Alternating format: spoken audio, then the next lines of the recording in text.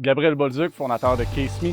Je m'appelle William Giroux, cofondateur de Case.me. On est dans la distribution à la manufacture d'accessoires mobiles en Beauce. Je suis diplômé de l'EEB en 2021, programme Émergence. Diplômé de l'EEB en 2020.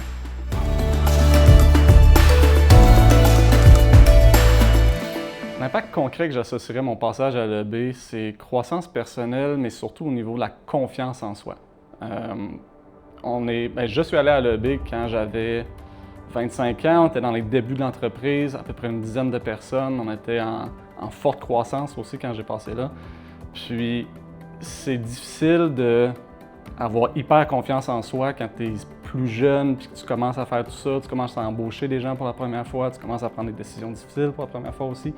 Donc l'EEB m'a vraiment poussé nous a mis dans des situations où on apprenait plein de choses hyper rapidement, puis ça donne beaucoup confiance en soi pour la suite des choses. Quand mon associé revenait de ses fameux séjours à l'EEB, honnêtement, j'étais vraiment jaloux parce que je voyais à quel point il grandissait rapidement, qu'on était capable d'avoir des conversations qu'on n'avait jamais eues auparavant.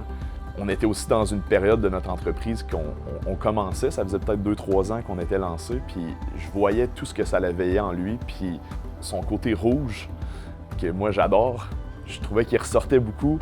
Fait que d'avoir ce côté humain-là, des relations en fait, quand il revenait de l'EEB, pour moi, c'est vraiment des beaux souvenirs, puis ça me donnait juste le goût d'y aller le plus vite possible à mon tour. Là. Je pense qu'on va à l'EEB, quand on dit on apprend en 2 ans ce qu'on apprendrait en 5 ans normalement, c'est 100% vrai. On se fait mettre dans des situations qui te challenge très profondément toi-même, pas seulement au niveau tactique, mais surtout au niveau savoir-être. Donc, comment que toi, tu réagis à des situations.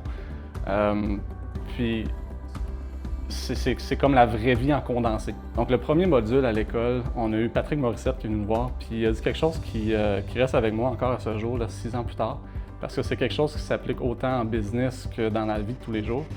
Puis, il a dit « pas d'attente sans entente ». Et en gros, ce que ça veut dire, c'est s'il n'y a pas eu une entente concrète avec quelqu'un, tu ne devrais pas avoir des attentes envers cette personne-là. Et on est très bon à se créer des histoires de exemple.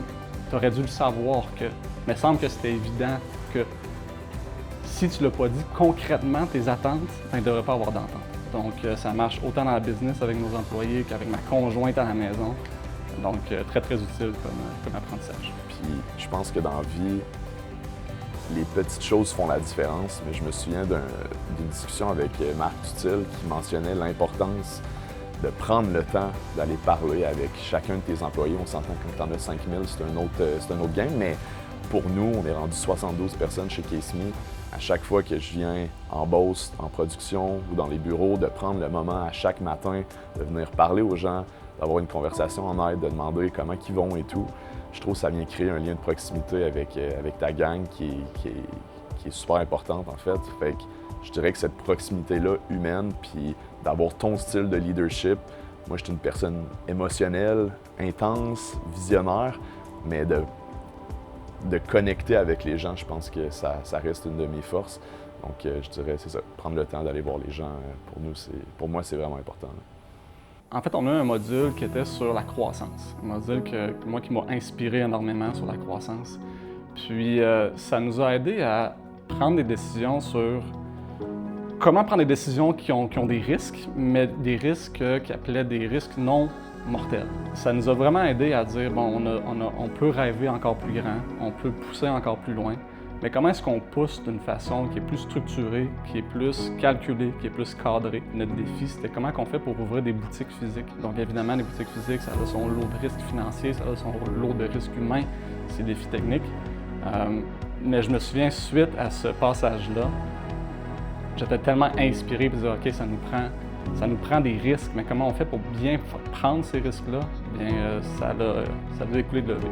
On a mis sur pied, entre autres, suite à l'EEB, un programme de vacances illimitées pour nos employés.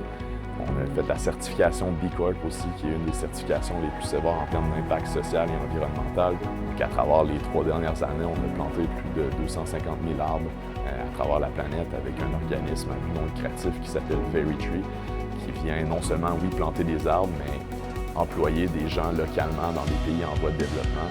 Fait essayer d'avoir un ripple effect, en fait, sur tout ce que tu fais. Donc, honnêtement, chaque personne devrait suivre un parcours à l'EEB parce qu'on pense à l'EEB pour la portion entreprise, affaires et tout, mais je trouve que c'est avant tout personnel aussi. J'ai vu l'évolution des gens dans ma cohorte, des gens qui n'étaient pas capables de parler en public, par exemple, qui, à la fin d'une cohorte, ont été capables de faire une présentation orale. Du monde qui ont peur de se faire dire non, qui sont rendus maintenant des animaux du développement des affaires. Je trouve que ça vient vraiment débloquer en chaque personne des forces que tu sais que tu as peut-être, mais que tu ne t'assumes pas. Fait que je dirais que c'est vraiment nécessaire pour les entrepreneurs. En fait, pas nécessaire, mais important pour les entrepreneurs de vivre ça pour eux puis pour leur environnement, en fait, familial et tout. Je pense que de passer à l'EEB, tu deviens un meilleur entrepreneur, mais tu deviens aussi un meilleur humain. Puis je trouve que ça n'a pas de prix.